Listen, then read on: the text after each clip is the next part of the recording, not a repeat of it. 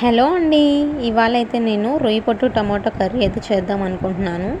అందుకోసం మనం రొయ్య పొట్టుని అయితే తీసుకొని ఒక 5 టైమ్స్ అయితే బాగా క్లీన్ చేసుకోవాలి. ఎందుకంటే ఇందులో ఇసుకుంటుంది. ఇప్పుడైతే ఒక ప్యాన్ పెట్టుకొని అందులో కొంచెం ఆయిల్ వేసుకోవాలి. ఇలా కొంచెం ఆయిల్ వేసుకున్న తర్వాత అందులో అయితే కొంచెం జీలకర్ర, కొంచెం ఆవాలు అయితే వేస్తున్నాను.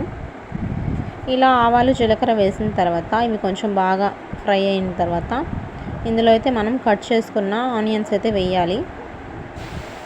ఇలా ఆనియన్స్ వేసుకున్న తర్వాత ఇవి బాగా గోల్డెన్ కలర్ వచ్చేలాగా మనం బాగా కలుపుకుంటూ ఉండాలి. ఇలా మొత్తం ఆనియన్స్ అన్నీ వేసేసుకున్న తర్వాత మనం బాగా అయితే కలపాలి. ఇప్పుడైతే ఇవి బాగా వేగిన తర్వాత ఇలా గోల్డెన్ కలర్లో వచ్చాయి కదా, ఇప్పుడు మనం పక్కన కట్ చేసుకున్న టమాటోస్ అవి కూడా వేసేయాలండి. నేనైతే ఒక 3 టమాటాలు అయితే తీసుకున్నాను, కొంచెం టేస్ట్గా ఉంటుందని చెప్పేసి టమాటోస్ అయితే వేసాను. ఇలా టమాటోస్ అన్నీ వేసిన తర్వాత కొంచెం బాగా కలుపుకుంటూ ఉండాలి. ఇవి కూడా బాగా ఫ్రై అవ్వాలి. ఇలా బాగా కలుపుకుంటూ ఉండిన తర్వాత అయితే ఇందులో కొంచెం మనం సాల్ట్, కొంచెం పసుపు అయితే యాడ్ చేయాలి. ఇంత పసుపు వేసాను. పసుపు వేసిన తర్వాత కాసేపు ఉంచేసి తర్వాత అయితే మనం కొంచెం సాల్ట్ అయితే వేసుకోవాలి.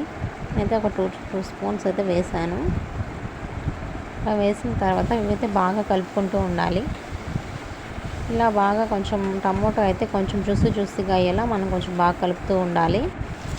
ఇలా టమోటో అంతా బాగా మిక్స్ అయిన తర్వాత అయితే ఇందులో కొంచెం మనం అల్లం వెల్లుల్లి పేస్ట్ అయితే వేసుకోవాలి.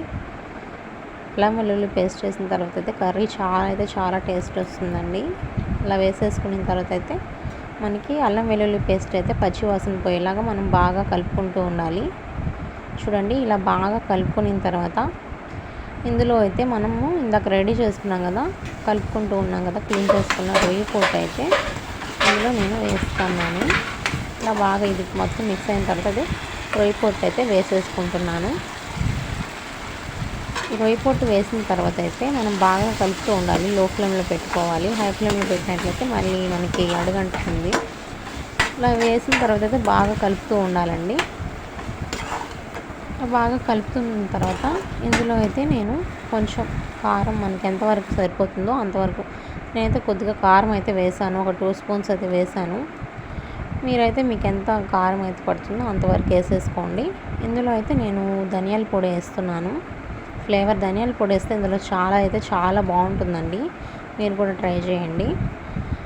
ధనియాల పొడి వేసాను. ఇలా ధనియాల పొడి వేసిన తర్వాత మనమైతే బాగా మళ్ళీ ఒకసారి బాగా కలుపుతూ ఉండాలి. ఇంకా మసాలాలు బాగా అందులో మిక్స్ అయ్యేలాగా మనం బాగా కలుపుతూ ఉండాలి.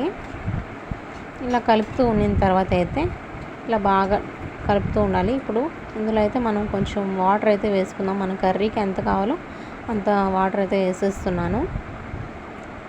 నేనైతే వేసుకున్నాను. మీకు ఇంకా కొంచెం జ్యూసీగా కావాలంటే కూడా మీరు కొంచెం వాటర్ అయితే యాడ్ చేసుకోవచ్చు, కర్రీ ఎక్కువగా ఉండాలి అనుకుంటే.